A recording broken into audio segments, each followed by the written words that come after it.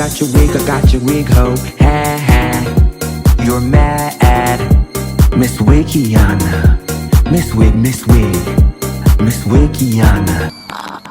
Tamara was upset that Ryan called Eddie gay. I want to say something. We have to stop calling people gay. Quit it. Yeah. Stop it. There's nothing wrong with being gay if you are gay, but there is something wrong with saying, oh, he's gay. Like it's a bad thing. Quit it. Quit it. And I'm tired of it. And the thing is, if somebody is gay, and they're living in a marriage, it's not your business. It doesn't matter. Guys, stop all Eddie. That. People's sexuality is their sexuality. It is not your sexuality. Chill. What's wrong with you? It doesn't matter. It doesn't matter. Me and him are together, so shut the up.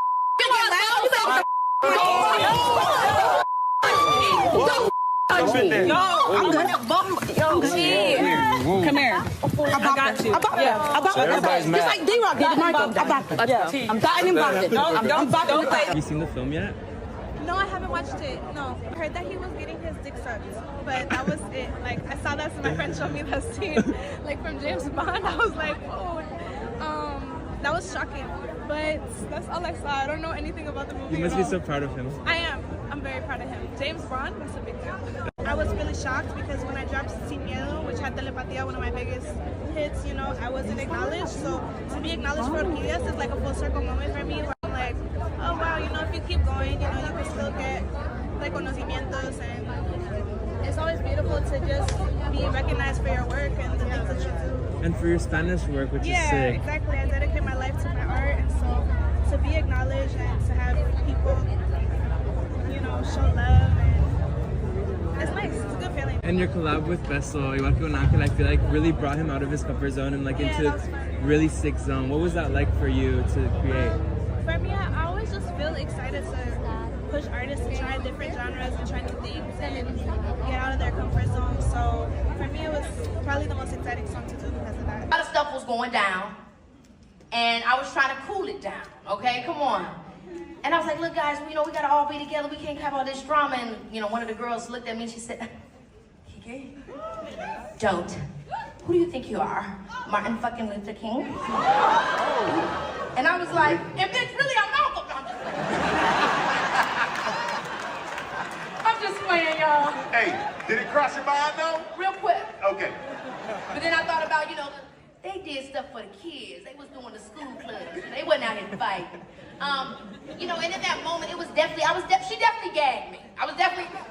I said, now, Miss Mama's way. Did you just read me? Racially? Wow. I was gagged, I was floored. In that moment, I was like, okay, this is long. This is now, in the words of Toni Morrison, this is now becoming a distraction. And now I got to pull on out. And this dude is giving college credits, and kids are coming here somehow pouring into his classroom, feeling that they are enriching themselves. One step closer to that degree. Listen, I hate admitting it, but I love that I was accepted to UCLA. Of course. That's a prestigious thing. But I do wish after 2 years I had dropped out. Really? Yeah. And I say it in the book. We're running into an issue now that's starting to become very, I've never been degree checked in my life, Melissa. Well, neither have I. Ever, okay? We're running into a period, and pandemic made it really, really apparent. College was supposed to lead you to a better career. Mm-hmm. And for a lot of people in our country, it's just leading them to a lot of debt. Yep. And that has to be figured out. I don't know how it's going to get figured out, what's going to be the tipping point. But, college is, for a person like me to have left college early would have been no different than Kobe Bryant leaving college early to go to the Lakers. Right. I just didn't. I had my mom on my shoulder, just clinging to those boomer values, going, you will do no different. And that's the difference. Yeah, just wait till your daughter's in it. You're going to be like, you're not leaving. And by the way, yes, that history degree has served me so well. Oh, yeah. Oh, it crushed it, right? I use it all the time. All the time. Do you know her at all?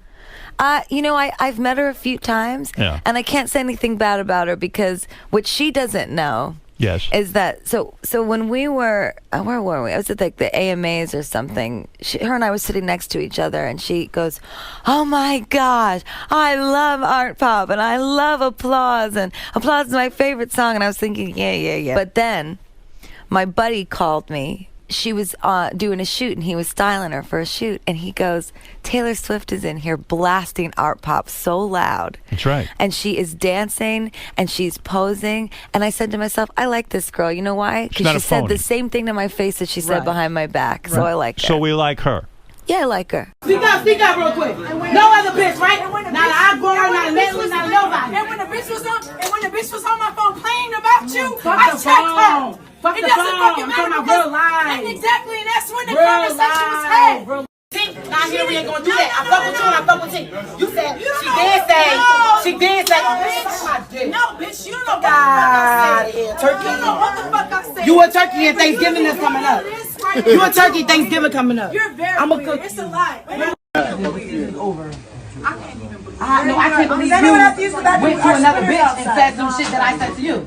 That's weird. Act like I was talking about you. That's weird. Like I said something bad about you. It's not about that. It's the principle. She want to know what the fuck the purpose of the conversation was. And that's what if you was mutual, you should have said mutual. I would have came to you and said the exact same thing. That's weird. There was nothing bad about what the fuck I said. And you do too. Know what I was a part of. I can say that there's a relationship that I had tension in the past that I would say am on the path of mending and not being on such, tense terms with. So that was something that definitely was part of my journey there. I had I had a friend, a male friend, tell me that he had feelings for me that I was not expecting. Laurel, did you kiss anyone on the show? So I did get kissed. I was blessed with I was blessed with the kiss, but I don't think that they're gonna show that because well, guys, you heard it here. You might not get to see it, but just know Laura wasn't bored in that house. No, I was not. Like good at being famous. I don't explain, bro. What does that mean, bro? What that means is like, all right. Yeah. So this was the Never Say Never premiere. It was the whole cast. We got invited as a cast to go to the premiere. Yeah. Now they had us up on the balcony sitting. It wasn't that far away from the action, but it was like they had like the A-list celebrities down there, and they had us up there. We're all sitting down, like in our chill seats. Yeah. We look up, and Ariana's like on her way backstage, like chopping it up with Will Smith. We're like, how the fuck did you get there? Just casually. And she was like, I just walked like I was supposed to be there, and I got in. Wow. And it was very interesting. It was like the first time I had ever really seen that. Like confidence being the thing that was your key into where you wanted to go. Because I started drinking a lot. Like I'll have a drink now and then, but I was drinking a lot because I've never felt that kind of pain. And also understanding that feeling of I am alone. That was for your the first time in my life. Yeah, I am by myself on this planet. I will never have that kind of love again. I will never know that kind of love again. And I am by myself holding all of this stuff up. Yeah. So I'll tell you what I did, which nobody knows. This summer, for the first time, there was an intensive therapy session in Arizona that I went to. I spent 7 days, 10 hours a day with therapists. For the first time, I'm sitting with therapists and having these conversations. First of all, I was so exhausted, I thought, what else are you going to do? Because I was about to. And you sounded it's like I call you, hey, bro. Hey. Yeah, man. I'm done. I was exhausted. I was ready to walk away from it all. I was just tired of holding everything and holding everybody up. But going into this intensive 7 days a week, 10 hours a day with all of these different therapists. And before you go in, you do these hundreds of pages of questionnaires. Really? So they have a very clear idea of who you are mentally when you walk in the door. So you can't bullshit them. You can't fool them at all. When you walk in the door, they know who you are. They know who you are, yeah. So they double know who you are. It's like And in that, this program is designed to help you walk through the traumas. And I didn't even realize how many traumas. 10 years. What do you want to do in 10 years? I'll be dead in 10 years. No! Oh my God! Why would you say that? You're horrible. I'm like disturbed and upset over you. Rest in peace. No, stop! I'll be telling jokes up in the sky. That's not funny. I'm not hearing this. I'm not hearing this. I mean, I don't know. When we were like, our first text, like where we were like asking each other out on a date. How do you She asked me out. What? It was crazy. It was crazy. No! It was crazy. Wait, how'd it go? She literally asked me out. Like we were just talking, and then she was like, "Oh, you want to get dinner?" And like, I went to dinner, and I had no idea. Were you nervous?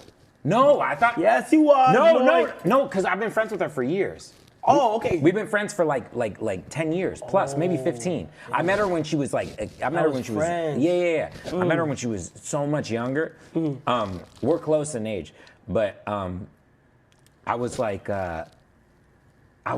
we were just talking, and then she was like, "Oh, let's go get dinner tomorrow." And I was like, "Oh, I'm going to this thing with my friends. Why don't you come hang out with me first, and then we'll go link for dinner." So we just went and we like got a drink first, and I didn't even realize we were on a date. And she was like, "Well, if this, you know, I would have worn something different to this date." And I was like, "Wait, what?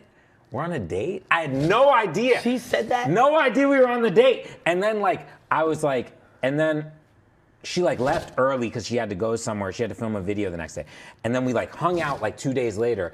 And then I was like, I think she likes me. And then I literally just kissed her, and then the rest is history. I literally just kissed her. Oh, after that was history? Yeah, history. Every day together. Every single day? Every day together. Like as many days as we can. Every day. Yeah, she's my best friend. Actual best. Sorry, I know these are like what would you say about Teddy and Tamara? What are they to you? They're my producers. Oh, you're producers. Yeah, Sorry, since your producers like talking shit about everybody else. Well, like I feel like they're my producers, and I actually like both of them. But Tamara has definitely commented on me to one of my enemies. So she did. Nothing's off limits. But I like both of them. I stopped listening to podcasts about the show because I just didn't want to hear negative shit about me. But I know that there's been some said. So ask away. Okay, sorry. No, because Tamara was just talking about me recently. That I was like, "What are you doing? What's her beef with you?" It's just, I guess, talking about Teresa. I don't know, So I said, and then she had some blogger post something about me, and then she had that blogger take it down, And I was like, I'm like, yeah, I never talk about her unless she says something about me. Then I respond. I'm like, what do you, Yeah. She had some blogger because I didn't know about it because I don't look at all this shit, and then people sent it to me, and then I think I texted her. I was like, "What's your deal? Like, why you have to always like bring my name up?" I mean, and then she's like, this whole big text, and then she's like, at the end, she says, "Well, I always say if Jersey comes back, you should definitely be on there." Oh, thank you. Thank you for your approval. It's like, are you serious? She like that was her last comment to me. Right. I didn't even respond. We have to ask you what if you have any reaction when you heard the news about Jussie Smollett this morning. And I think you and Jussie have worked on something together. Am I correct in that? Well, I did Empire. Right. So okay. I did one episode of Empire where I was her ex-love interest. And I never saw him on the set, but I think, it's almost like it's time for accountability with what people say. We went so far one way with the movement of believe everybody in their accusations. And now we're kind of experiencing repercussions for that, and if this young man got in a situation that got him locked up and went to the court case, which is what he did, go with God. I know how the scenario is going to a court. Into a courtroom as a celebrity, it's like they want to sensationalize every moment of it. And now that he's been set free from that, I mean, that's his own story. And again, it's like, you comment on that, how you feel about it. But I think this is just the climate we're in. You're a single mom of a teenage son who's 18. Girl, you look so good. I cannot lie about my age because they count and they, you know. Yeah, you can't. Yeah, I What if you had can't. it when you were 12? Yeah, 13. 13, I yeah. was raped. What's it like to have a teenage son? And how does he feel when people say, boy, your mother is really hot? You not hot? Hell yeah, I'm hot in this bitch. Okay. But nah, so what you like to do? Damn, you got some big ass titties. What? I see why you hiding them. I see You're you hiding them funny. from your husband. They are, Them bitches big as shit. They popping. They trying to talk to me. Why you got them they're knockers? real. So. They real? Hey, baby girl. Hey. I hear you love chicken nuggets. Yes. Yes. Who told you that? Oh, I know. I've got my sources. I love chicken nuggets as well. Would you think I should go and watch Baby Girl on a date? Absolutely. That's what it's for. It's quite raunchy, isn't it? Yeah, and I don't even know if raunchy's the word. It's more like, hopefully... Sensual? Erotic, sensual, yeah. Erotic. Yeah. Wow. Okay, I love that. So quite good for a date. Are you a party person? I'm a small party person, but I do like a rave. Oh, well, that's the opposite. That's a big party. I told you I'm What- extreme. What, like a warehouse rave? Yeah.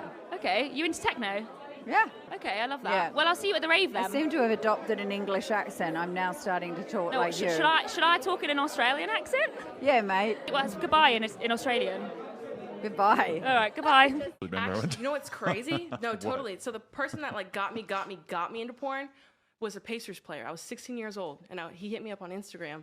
So we have pictures, we have videos of me 16 and having sex with this man. I'm not 16's age of consent though, so he's good, but That's still. not on Twitter, but okay. Yeah, I know, right? You're like, fuck, assholes. But I told him like a couple years ago, I was like, how old do you think I am? And he like said some dumb shit like 26, 20. I was like, no. And when I met you, I was 16. Cause he would videotape me. Did he freak out No, when he realized that all his videotapes were child porn? no. Okay. And he still shows me them, and a hacker got a hold of them. No one ever did. We never had it blown up. And he's But a you really have famous person. You have a no snitching policy, I'm guessing. Yeah, Have you ever tried to air a guy out? Really? I've been thinking about it. Really? What on earth happened to Jay Leno? Oh, your poor face. Look at my eye. Oh my gosh. Jay Leno is all bruised up. The left side of his face is black and blue. His eye is swollen shut. And look at his injured wrist. I broke my wrist, lost the nail on the finger, and then I'm all black and blue. The comedian says he fell down a 60-foot hill. I said, well, the hill doesn't look that steep. Let me take it down. And then You rolled down a hill? Oh, That's not true. no, that's true. Jay Leno says he was staying at a Hampton Inn about 30 miles outside of Pittsburgh on Saturday night when he wanted to have dinner at a local restaurant before his show. Instead of walking a mile and a half down the road, he decided to take a shortcut down the hill. Not a good idea. This is believed to be the steep incline he tumbled down. Well, I hit a bunch of rocks. It was 60 feet. Incredibly, the famous workaholic legend performed just 3 hours later without even taking a day off to nurse his injuries. Last night, he was back at it again, performing at a comedy show in Beverly Hills.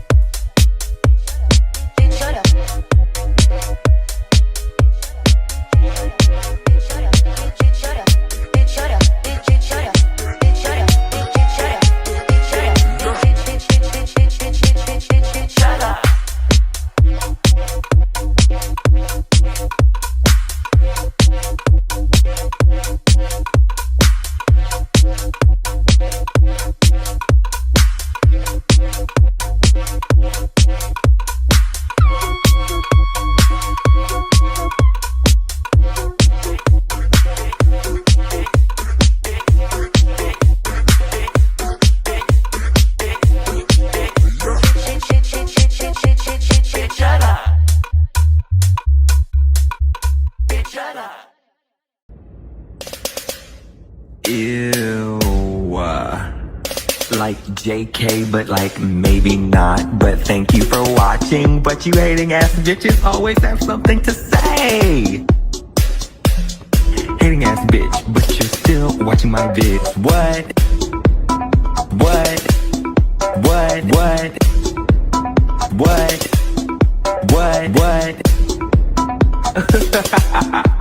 You're so upset. But that's like okay, because have a piece of bread, have a Xanax, relax, because I said what I said.